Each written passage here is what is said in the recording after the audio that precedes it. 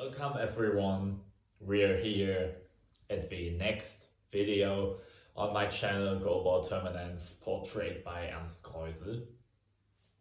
Today we talk about the next team in the men's division at the Paralympic Games. We only have two teams remaining. Today we talk about the first, and that's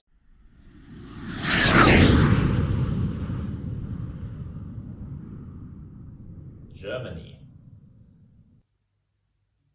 I talk about the history at the European Championship, at the World Championship, and about the history at the Paralympic Games. And in the end, I talk about the lineup of the Paralympic Games 2021.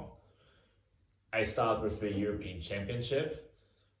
I started in 2007 in Antalya, Turkey, when Germany won the bronze medal. In 2009 in Munich, Germany, they had to go into the B division. 2011 in Athens in Denmark, they also almost had to go into the B division, but then they won the deciding game against Belgium. In 2013 in Konya, Turkey, they finished the prelim round as fourth place and had to play in the quarterfinals against the first place of the other group, that was Czech Republic. And Germany won the game by 5-4. That was in a way a surprise, because the fourth place of the first group won against the first place of the other group. But in another way, that wasn't a surprise, because Czech Republic was known that they play a fantastic prelim round, finish as first place, and then in the quarterfinals they lose against the fourth place of the other group. So in that way, that wasn't a big surprise, but yeah. In the semi-final, they lost against Lithuania by 5-11. Also in the bronze medal game, they lost then against Turkey by 3-4. That means they were without a medal in the end. 2015 in Kaunas, Lithuania. In the prelim round, they lost every game except the game against Slovenia, when they won 6-0. Because of that, they came into the quarterfinals when they were beaten by Finland by 11-1. Then in the losers round, at first in the qualifying game for the fifth place game against the Ukraine, they won 6-5. And then in the fifth place game against Belgium, that was a clear win by 13-4. In 2017 in Pajalahti, Finland, they finished the prelim round as first place. In the quarterfinal, they won against the host, Finland, by 8-5. Then in the semi-final, they beat Sweden 6-3 to play in the final against Lithuania. But Lithuania was too much for Germany. This game they lost 3-6, but nevertheless they won the silver medal in 2017. That was the first medal for Germany since 10 years.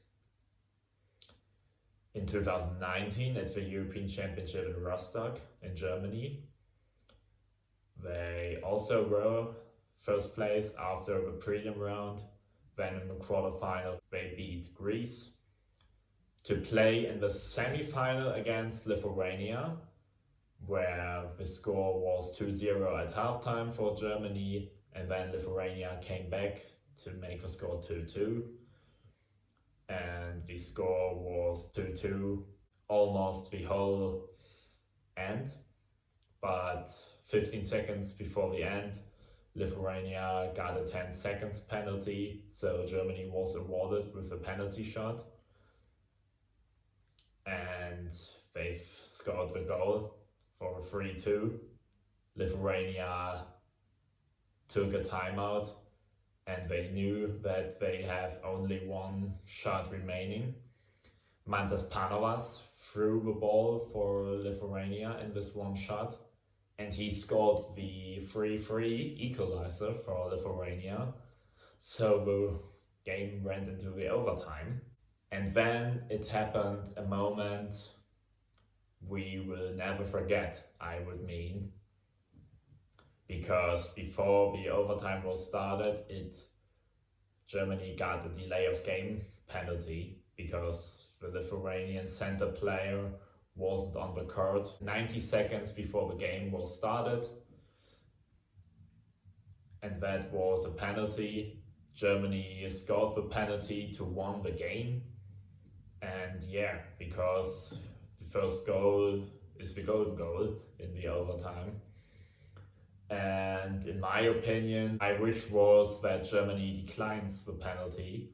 That's possible in Goalball, to say I don't want the penalty, I decline the penalty, to win in an honest way.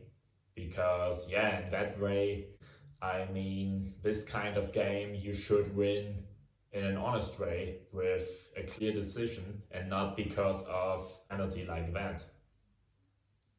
And yeah, we don't know what the end of the game would be if Germany declined the penalty. Would they have won the game also without the penalty or not?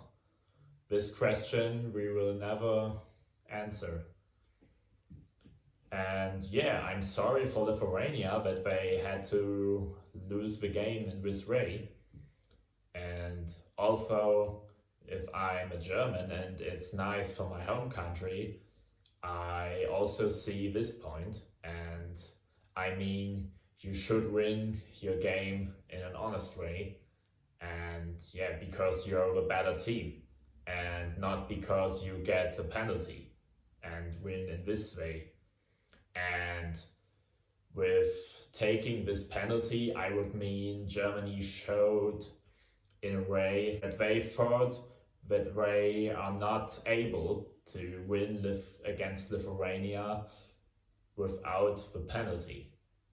So yeah, but nevertheless, Germany won the game. They stood in the final, and then they also won against the Ukraine by 6-2. So they won the European Championship for the first time ever. That was the history of the European Championship.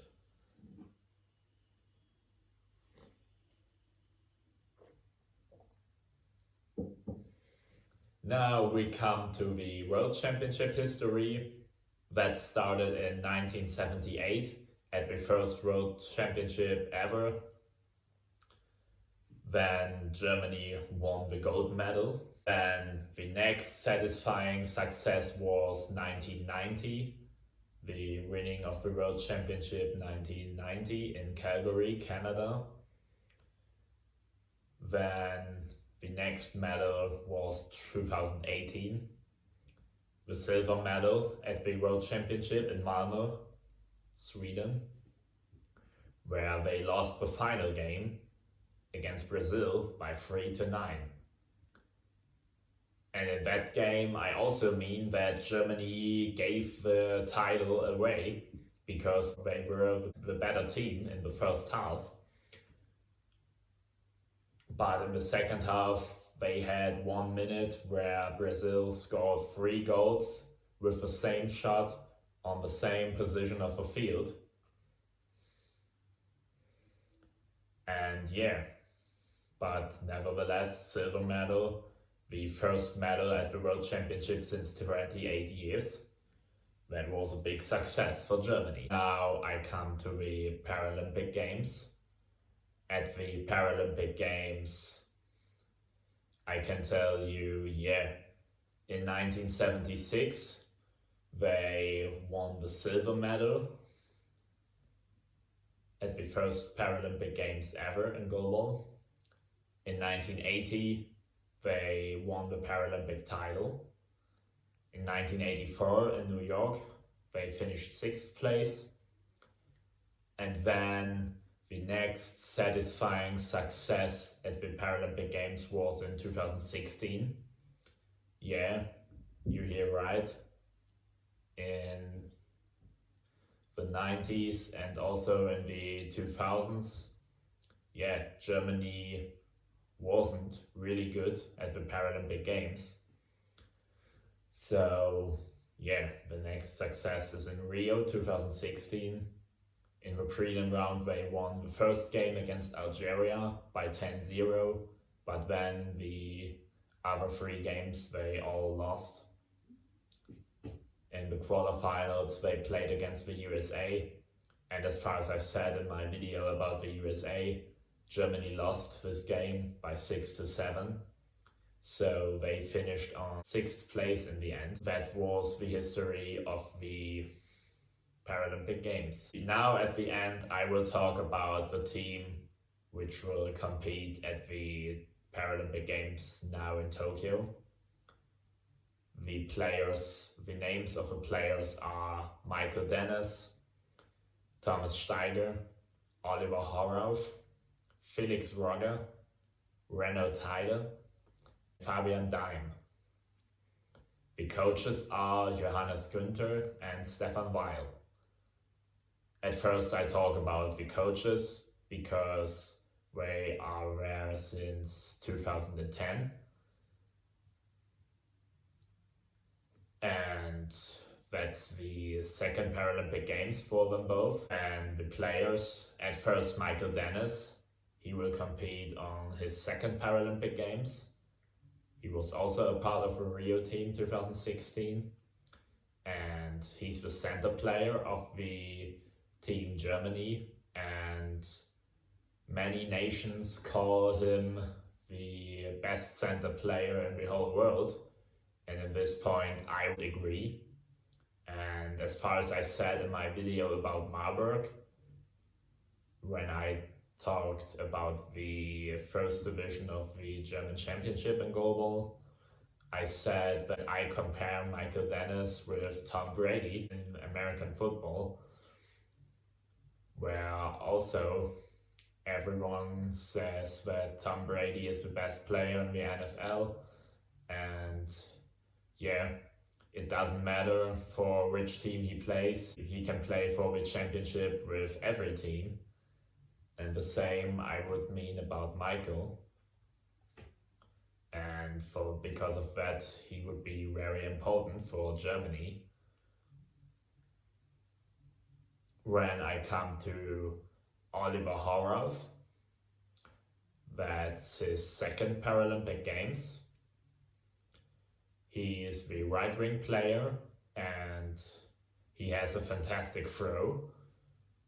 And he also threw many goals for the German national team every tournament he competed. He will also help the German team. Then Thomas Schneider, he competed in the second Paralympic Games. He's a left wing player, and at the Paralympic Games in Rio he was the center player of the team. And yeah, because of that he has many experience, and also other tournaments he was a starting free player for Germany. And in general, I can tell you about Michael Dennis. He plays goalball since 2009, Oliver Horov since 2014, Thomas Schneider since 2011.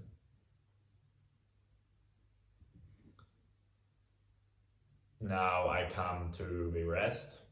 At first, Renaud Taider. He also competed in his second Paralympic Games. He plays goalball since 2007, and he was the starting free player of the German national team until 2015, but now he isn't. I don't know how much experience he will get in Tokyo. If I had to make a ranking for the players at the German national team, I would rank him on the 6th place of the team. But nevertheless, he belongs to the team. And when I come to Felix Roger, He competed in his first Paralympic Games and he played goalball. I don't know exactly when he started, but I know he already retired in 2011. But then he made his comeback in 2017, and in 2018 he came back to the national team. His first tournament was the World Championship 2018, where he wasn't a starting free player, but at the European Championship 2019 in Rostock he was. But him, I can tell you, I don't know if he will be starting free player in Tokyo.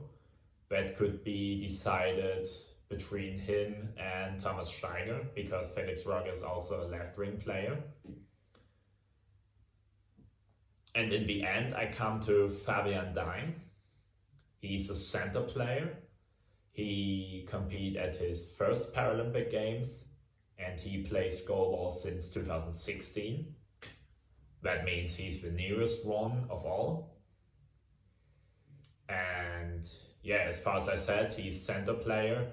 And if you look on what I told you about Michael Dennis, that could be difficult for him to get much experience. But I'm not the coach of the national team and I don't know how many experience he will get at the Paralympic Games. I can tell it today how much experience will get everyone. And I'm also unable to tell you the exact starting three for the Paralympic Games. So we will see when the games start.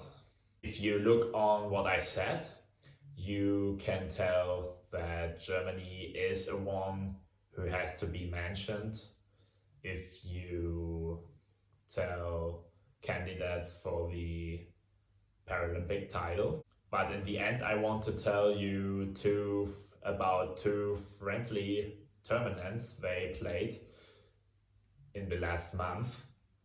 At first in Ankara and in Turkey, they won every single game, but sometimes they were stressed and pushed by the other teams. For example, against Algeria, they were down by 3 goals, 9-12, 1.5 minutes before the end. But in the end, they managed to win by 14-12. But nevertheless, 14-12 for Germany against Algeria, that isn't what Germany can play. If you look on the facts about Germany and also the facts about Algeria. And now in Vilnius, the second tournament, at first you have to talk about the win against Lithuania, where they won 14-12. But you have also to mention 3 losses they have. At first against Belgium, then against Finland, and don't forget against the Ukraine, where they led by 5-0 at halftime, and in the second half they threw 3 penalty shots, although they led by 5-0, and the Ukraine used it to came back by 1-5, 2-5, 3-5, then the Ukraine scored 2 goals to make the score 4-5 and 5-5, and then in the last minute the Ukraine changed the game to the 6-5 and won the game. If you look on that, you must say that Germany can't win the Paralympic Games if they play like in these games.